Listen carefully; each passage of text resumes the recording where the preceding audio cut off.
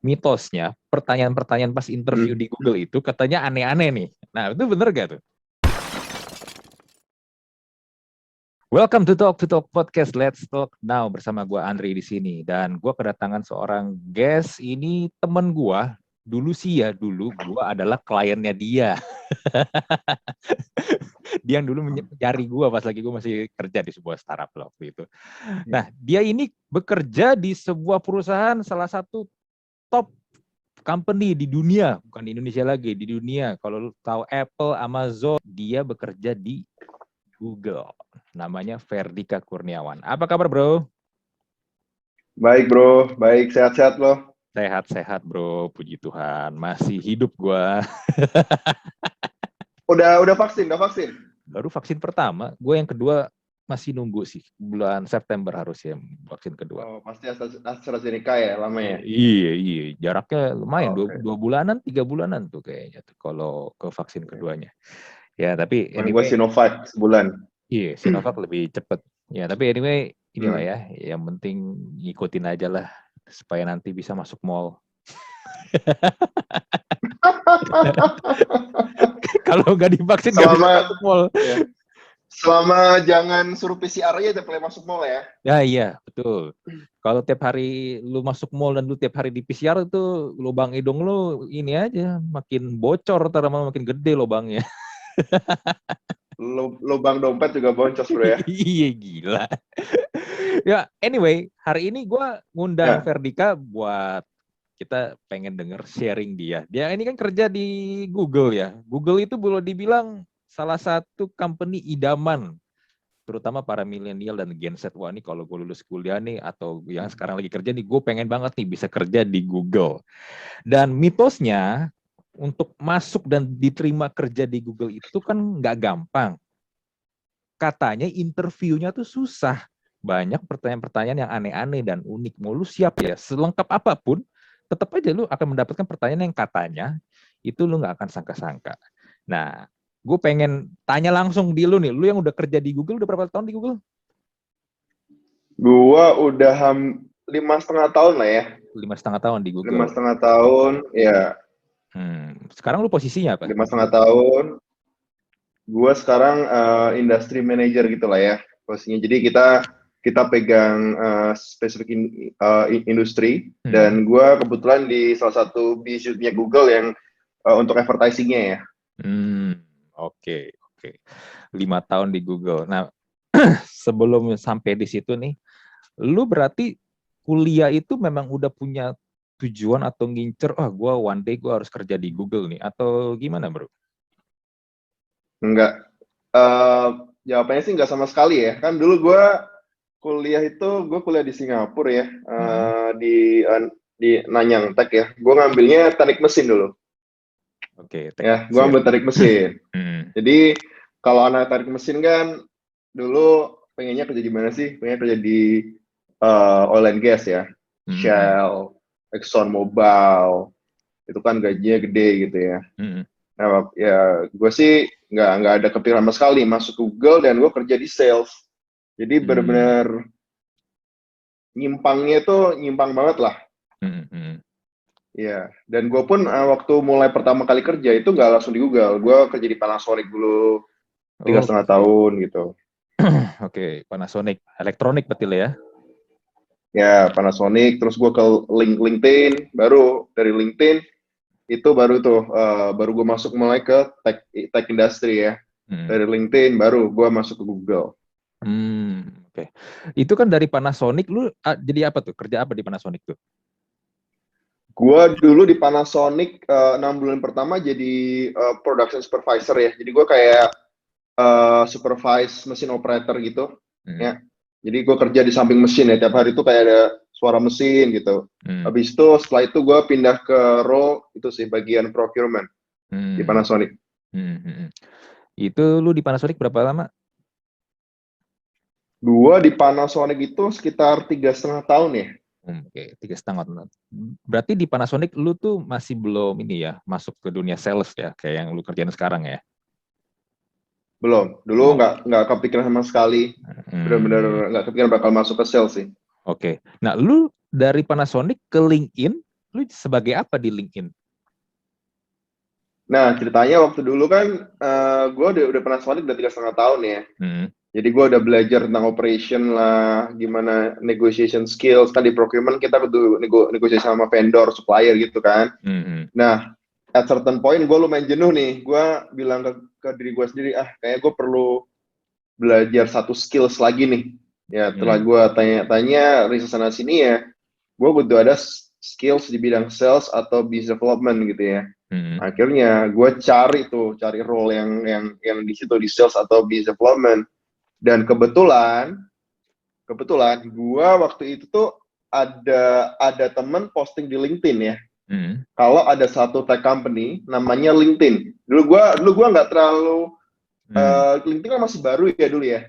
Jadi ada orang ngepost role ya dicari orang Indonesia gitu ya, looking for Indonesians ya for sales development role gitu ya di LinkedIn.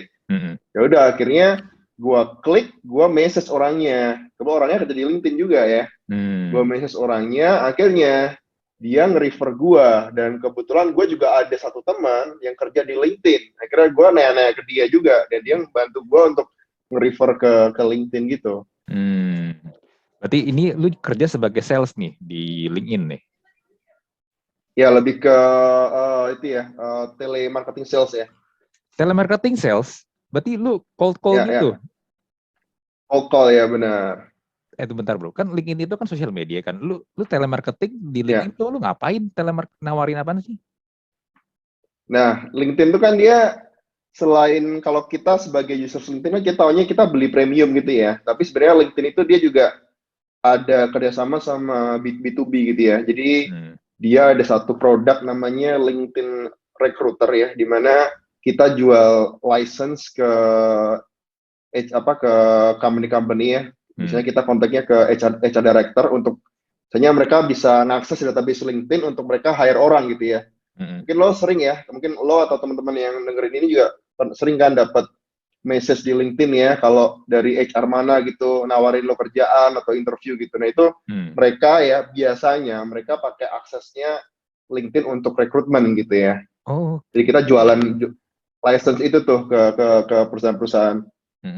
Oh jadi kalau misalnya ada yang message, kadang-kadang kan random ya, gak kenal. Mereka tuh message bilang ada ini posisi A, mau ambil atau enggak, tertarik atau enggak. Itu tuh mereka ngambil database dari LinkedIn tuh.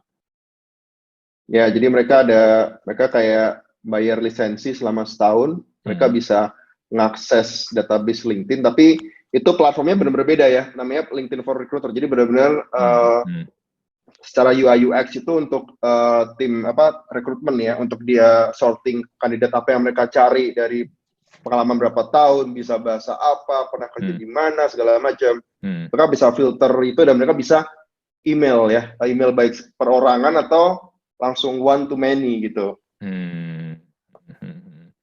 Berarti lu ini shiftingnya udah lumayan jauh nih. Lu biasa setiap hari dengerin mesin, procurement, terus sekarang lu jadi telemarketing. Lu telemarketing kan ya biar gimana pun ya bro ya, tanpa mengecilkan posisi atau peran telemarketing ya, kadang-kadang kan suka annoying ya, ditelepon sama orang nggak dikenal. Apalagi gue sekarang kalau di handphone gue pasang Truecaller kan, itu biasa langsung gue reject tuh bro, karena udah ditandain spam merah kalau sama Truecaller. Nah lu gimana bro? Kan biar gimana pun jadi telemarketing itu kan ditolak, di reject itu kan bakal jadi makanan lu sehari-hari kan? Ya. Kalau gue sih ya namanya mau masuk ke sales ya, pasti kan kita harus tough ya, nerima rejection segala macam gitu. Dan kalau di tech company itu cara mereka menstruktur sales organisasi mereka itu mereka ada biasanya mereka ada tiga bagian tuh.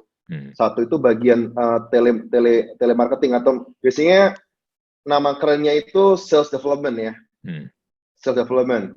Terus ada namanya account executive.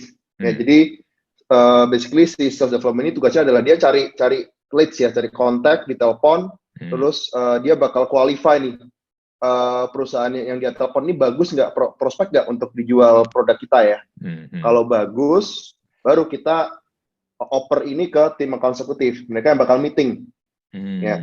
Mereka bakal meeting, closing deals gitu. Setelah dealsnya di close ya, baru masuk ke tim account manager ya, atau relationship manager. Itu mereka yang nge-manage kliennya setelah di close gitu ya, untuk long term-nya gitu. Jadi maksudnya secara career progression bagus juga gitu. Jadi karena gue baru di sales, makanya gue mulai yang di tahap awal dulu nih. Gimana gue cari kontak, cari leads, gimana gue cold calling segala macam sebelum gue moving ke account eksekutif atau sales yang benar-benar sales gitu ya, yang ketemu klien, terus buat proposal, pitching sampai akhirnya close the deal gitu. Jadi ini benar-benar good terutama untuk anak-anak fresh grade sih kalau mau masuk ke sales ini sales development atau yang telemarketing gue I think is good foundation ya untuk kalian masuk ke profesi sales. Karena kata sales itu buat sebagian orang itu kan gimana ya bro, dipandang sebelah mata kan, jadi sales ngapain gue kuliah tinggi-tinggi, apalagi kayak misalnya gini, gue ngomong lu udah kuliah di Singapura, NTU pula lagi, jadi sales buat apaan gue kuliah capek-capek di NTU kan, kadang-kadang kan masih ada stigma seperti itu. Ya. Emang ya banyak stigma gitu sih ya tentang sales, tapi gini sih, kalau dari gue sih, gue ngelihatnya gini, Oke, dulu gue cita-cita macam-macam lah. Gue mau jadi engineer lah, terus gue mau jadi konsultan ya, kayak di BCG, McKinsey dan lain-lain gitu. Tapi setelah pengalaman gue kerja di Panasonic ya, kan gue juga observe ya, gimana tiap-tiap department tuh bekerja gitu ya. Jadi gue dari situ gue ngelihat, kayaknya dari semua posisi atau role, itu sales itu yang paling, maksudnya yang paling enak dalam artian, ya lo tuh kalau kerja keras ya lo rewardnya ada gitu, rewardnya lo nanti ada dapat bonus kalau emang lo achieve ya. Jadi secara rewardnya itu jelas gitu ya. Tapi kalau tanpa mengecilkan role lain ya kan, tapi kalau role lain selain sales itu kan cara mereka di grade performance seperti apa itu kan sangat-sangat subjektif ya, dalam artian gimana leadership lo, gimana lo punya ownership project dan lain-lain. Kalau sales kan gampang. Oke, lo dikasih target $1 juta, lo achieve nggak? Kalau achieve lo dapat bonus, kalau nggak achieve lo nggak dapat bonus gitu ya. Itu sih, itu yang kenapa gue tertarik banget masuk sales. Nah, lu di LinkedIn berarti berapa tahun tuh? Gue di LinkedIn cuma setahun. Oke, setahun. Lu berarti kan tadi lu bilang dari LinkedIn lu langsung ke Google. Nah, ini yang menarik nih. Gimana caranya lu bisa sampai masuk ke Google? Itu kan yang ini kan boleh dibilang $1 million question kan buat banyak orang nih yang pengen kerja di Google. Gimana sih caranya supaya bisa masuk Google itu? Nah, kalau masuk Google gini sih, sebenarnya di Google tuh ada banyak banget posisi ya, dari engineering lah, software engineer, sales, partnership lah, dan lain-lain. Ya, kalau mungkin gue cerita dari sisi gue ya, karena gue masuk ke bagian Google yang bagian sales. Kan kadang-kadang orang persepsi orang kalau masuk Google tuh orangnya jago di IT ya, jadi di situ ada orang-orang yang software engineers, bukan join di sales ya. Dan kalau tech company kayak Google, LinkedIn, even to the extent kayak yang lain ya kayak Facebook dan lain-lain itu mereka itu internal itu ada namanya referral program. Oke. Jadi based on data-data mereka itu kalau employee mereka nge-refer orang ke dalam dan orangnya masuk, ya itu tendensi orang ini untuk kerja alongside other employees itu lebih bagus ya, karena kan lo di refer orang yang kenal sama lo, jadi lo begitu masuk kalau kerja lo maksudnya lo bisa kolaborasi lebih bagus lagi gitu. Jadi mereka ada referral program. Ya, jadi kalau kita bisa berhasil nge-refer orang masuk, itu kita ada insentif sendiri gitu ya. Jadi waktu itu gue kebetulan ada kenalan orang dalam ya, Google gitu. Terus kebetulan gue ditelepon, gue lagi kerja di LinkedIn siang-siang ditelepon ya. Tanya, Fer, lo lagi cari opportunity baru nggak? Ini kita lagi cari orang nih, sales nih untuk Indonesia market. Lo mau nggak gitu? Ya udah, akhirnya gue bilang oke deh, gue coba bro gitu. Nah itu cerita awalnya lah gitu. Berarti bisa disimpulkan Google itu memang, ya gue biar bahasa gampangnya gini lah ya, emang punya program orang dalam dalam tanda kutip ya. Orang dalam tapi nggak sembarangan masukin juga ya. Iya, Kita iya, ada. iya, iya. Ya. Iya, karena gini kan, persepsi orang dalam nih, tadi balik lagi nih, kalau tadi kan stigma tentang sales itu kan ya, ngapain sih gue capek-capek kuliah tinggi-tinggi jadi sales. Nah, ada juga kan persepsi yang negatif tentang orang dalam kan, yang menurut gue sebenarnya lu punya orang dalam nggak ada salahnya juga sih, karena ya, itu bagian dari networking lu sebenarnya kan. Ya. Dan bukan Dan serta-merta juga karena ada orang dalam, lu udah pasti 100% lu bakal dapetin posisi itu. Nggak. Nah, lu Kayak dapat referensi nih, dapat referral. Nah, berarti lu ikutin prosesnya juga dong di Google nih. pastinya itu jadi dapat referral orang dalam itu lo bukan jaminan lo bakal keterima ya. Jadi lo kudu ngikutin prosesnya juga. Even kayak orang-orang kolega gue juga ya itu udah nge-refer banyak orang, nggak semua keterima. Even ada yang nggak pernah keterima sama sekali.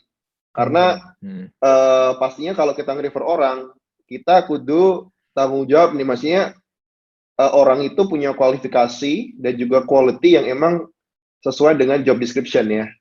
Nah, kalau emang sesuai, baru kita bisa masukin ke referral system. Begitu udah masuk referral system, nanti HR kita bakal ngambil resumenya, dilihat nih, qualified nggak? Kalau emang qualified, nah baru nanti ada baru bakal melalui proses interview dari phone call, ntar interview 1, 2, 3, 4, dan mungkin bisa beberapa kali interview ya, tergantung kebutuhan juga. Berarti bisa dibilang untuk proses masuk diterima di Google ini, tadi kan lu bilang ada beberapa kali interview, itu nggak gampang dong, panjang dong prosesnya. Lumayan panjang interview di kan kudu ada beberapa orang, beda department, terus nanti juga tiap orang itu bilang yes ya, nggak bisa tuh no gitu ya, macam-macam lah. Nah, pertanyaannya adalah begini, yang tadi kan sempat gue bahas di awal nih. Mitosnya, pertanyaan-pertanyaan pas interview di Google itu katanya aneh-aneh nih. Nah, itu bener gak tuh? Ya mungkin dulu aneh-aneh, tapi setelah mulai kesini itu kita udah nggak ada pertanyaan kayak gitu sih. Jadi kita benar-benar ngetes orang itu sesuai dengan apakah orang ini bisa ngelakuin kerjaan yang di-apply apa nggak gitu, purely itu. Jadi sekarang udah nggak ada pertanyaan kayak gitu.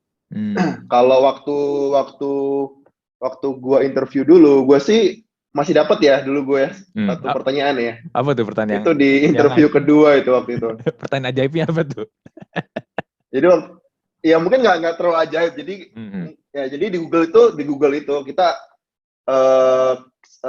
si interviewer itu biasanya ngetes satu aspek namanya general cognitive ability. Jadi dia pengen tahu gimana cara berpikir lo gitu ya. Cara lo berpikir gitu. Nah waktu itu dia ngasih gue pertanyaan. Dia ngasih pertanyaan gue gini. Can you estimate for me ya number of people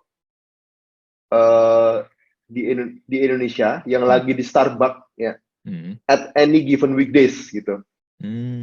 Jadi lo bisa nggak estimasi gue jumlah orang yang lagi di Starbucks di Indonesia di weekdays gitu ya, di hari kerja gitu. Ya, kan kalau lo kasih pertanyaan gitu kan ya agak itu juga ya, waduh gimana gue tahu kan, gitu kan. Iya.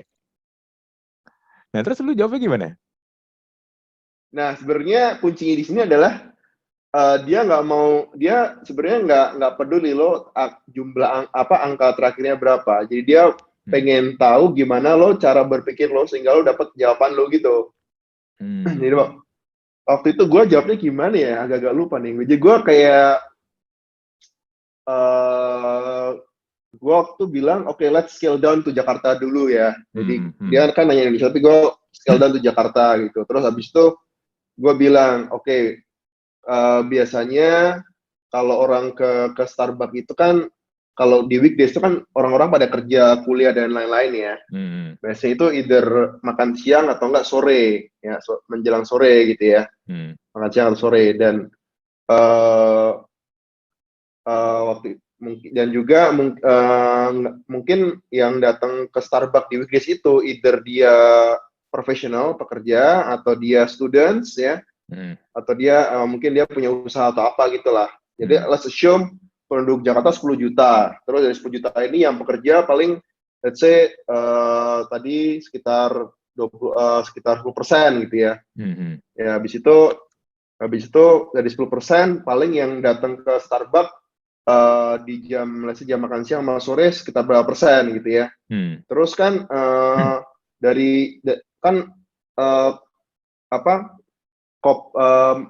ngopi nggak cuma di Starbucks kan, ada macam-macam ya, ada Coffee Bean dan lain-lain ya, mungkin yang Starbucks berapa persen. Jadi kira benar-benar dikerucutin gitu dari orang yang jumlah penduduk Jakarta berapa dan kira-kira berapa yang emang student atau professionals yang emang bekerja di weekdays. Dari situ kira-kira dari sini berapa persen yang minum kopi setelah makan siang atau apa, dari situ berapa sih yang akhirnya datang ke Starbucks. Kan nggak semuanya datang ke Starbucks juga, jadi benar-benar dikerucutin gitulah.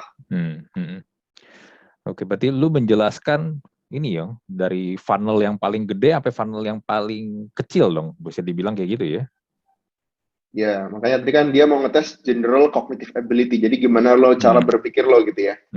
Sistematis nggak gitu.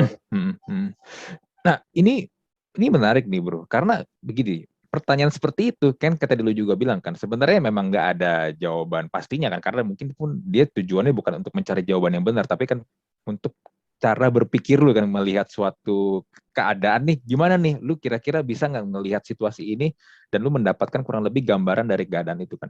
Ini gimana ya, agak susah loh kalau menurut gue untuk sebagian besar orang Indonesia ya.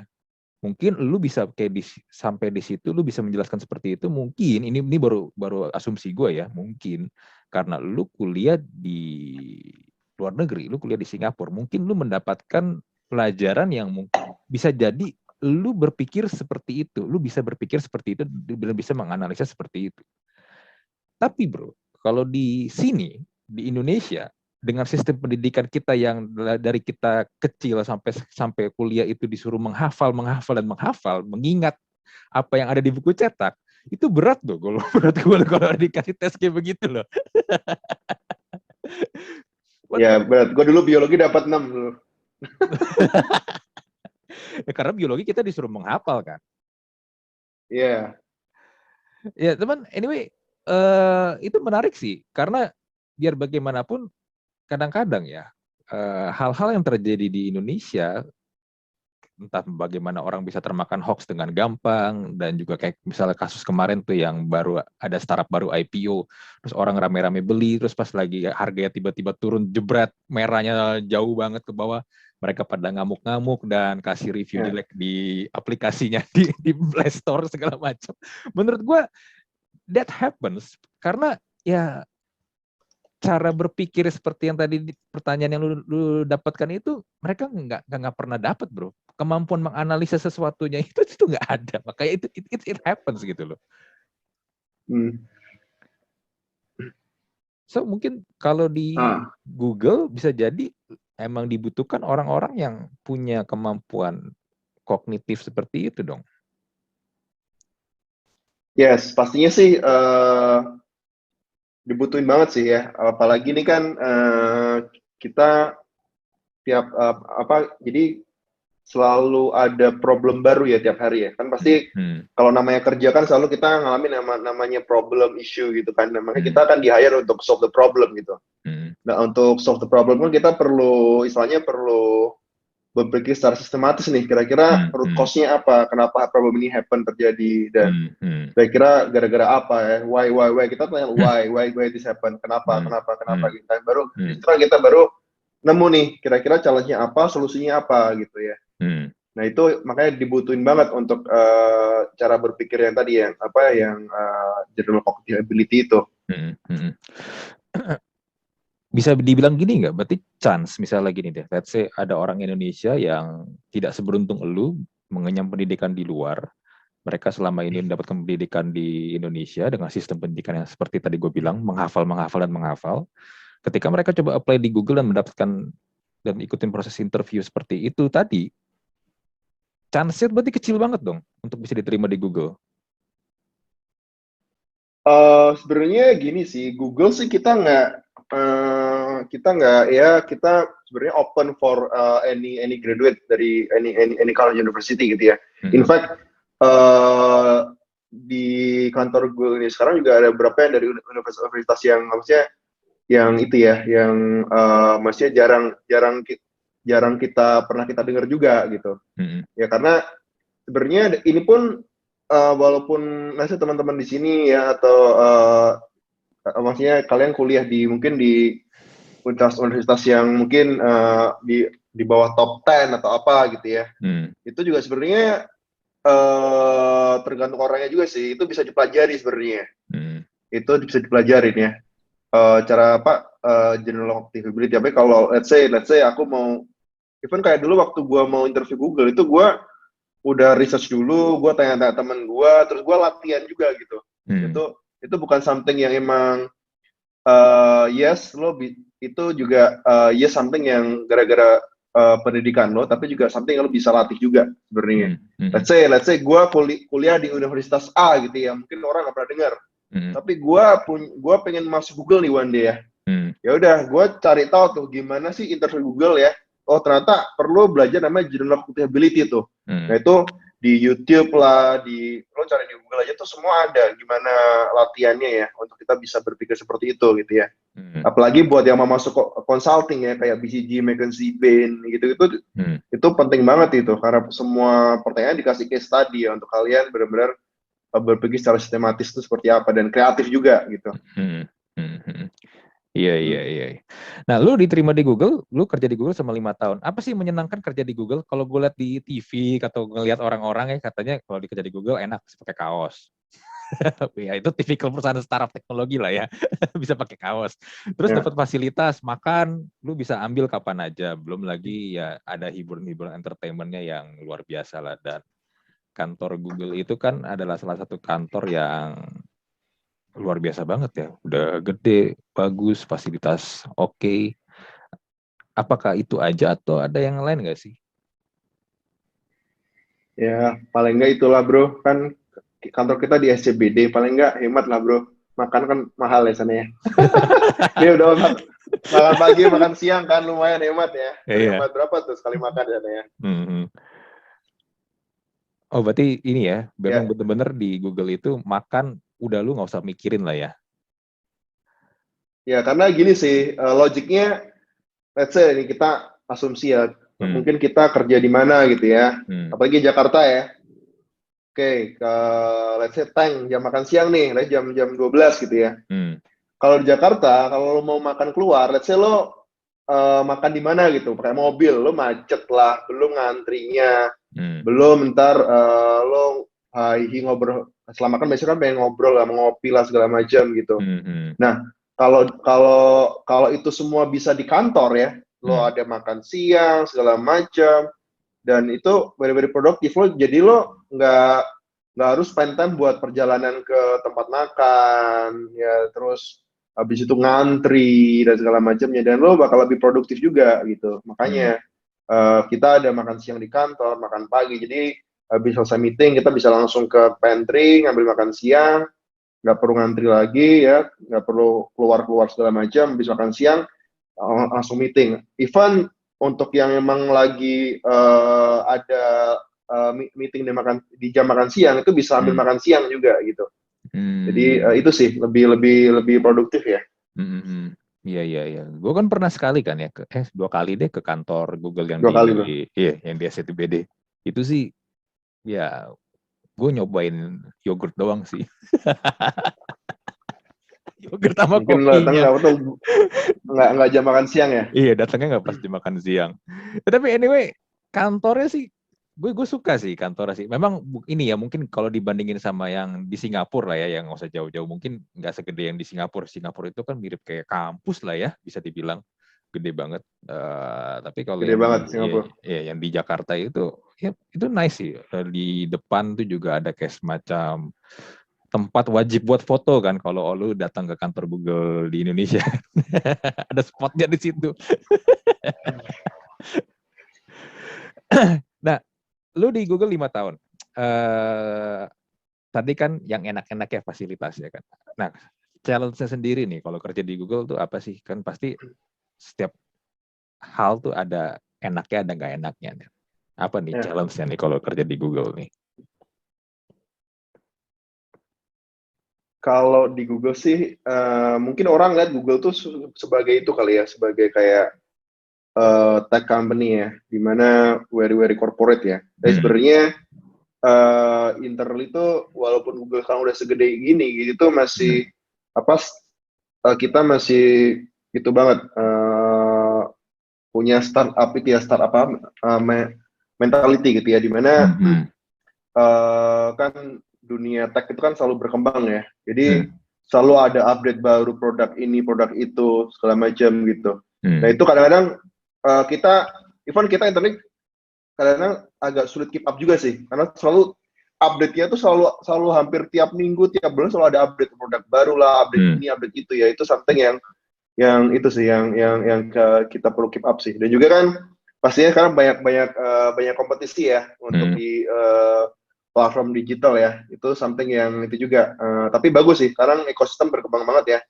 Kayak ada Facebook, TikTok, Instagram dan lain-lain. Itu something yang itu sih, mestinya secara ekosistem jadi sehat ya. Tapi ya itu aja sih, selain challenge-nya itu sih, dan orang sales sih pastinya ya, kan kita targetnya naik terus ya. Ya itu juga challenge-nya itu ya, kita selalu how we can do creative things ya untuk kita bisa achieve kita punya KPI. Itu something yang itu sih internally yang lumayan challenging di sini. Tapi all in all sih fun sih ya kerja di perusahaan teknologi gini ya. Berarti bisa dibilang lu enjoy lah ya kerja di Google ya? No complaint so far. No complaint so far. Nah ini gue juga penasaran ini. Bayarannya bro, gede gak sih? Waduh, itu konfidensial bro. Konfidensial. Tapi gue yakin pasti untuk selevel Google pasti gede lah. Nggak mungkin sampai bisa dicari di Google ya, bisa kalian Google ya berapa gaji. Ya, anyway bro, it's nice talking to you. Ya, setidaknya gua dan nanti juga para pendengar podcast episode ini dapat gambaran lah kurang lebih kerja di Google tuh kayak gimana. Lalu kalau mau masuk Google apa sih yang harus disiapkan? Ya bisa dibilang seperti interview kerja pada umumnya ya untuk masuk ke Google ya. Tapi ya tadi yang lu bilang untuk kemampuan kognitif itu yang sebenarnya juga harus disiapin juga sih. Walaupun mungkin itu lu nggak dapetin di sekolah atau di kuliah ya. Ya bisa dibilang kayak gitu. Oke deh bro, thank you banget buat waktu dan sharingnya bro. Oke bro, sama-sama bro. Iya. Thank you so much nih udah di-invite ke official Talk to Talk ya. Semoga yang gue share berguna ya untuk teman-teman yang pengen tahu nih gimana cara kerja di tech company dan lain-lain ya. Dan in case mau reach out ke gue, bisa juga connect ke LinkedIn gue juga ya untuk yang lebih detail lagi. Iya, nanti gue taruh link ya di description di YouTube sama di Spotify juga. Kalau mau reach out Ferdika tuh gimana? Kalau misalnya mau tanya-tanya sama dia juga ya silakan, bisa nanti dia akan jawab di situ. Ya anyway, kita close episode podcast kali ini. Gua Andri dan Ferdika mohon pamit, kita jumpa lagi di Talk Talk Podcast episode berikutnya. Bye.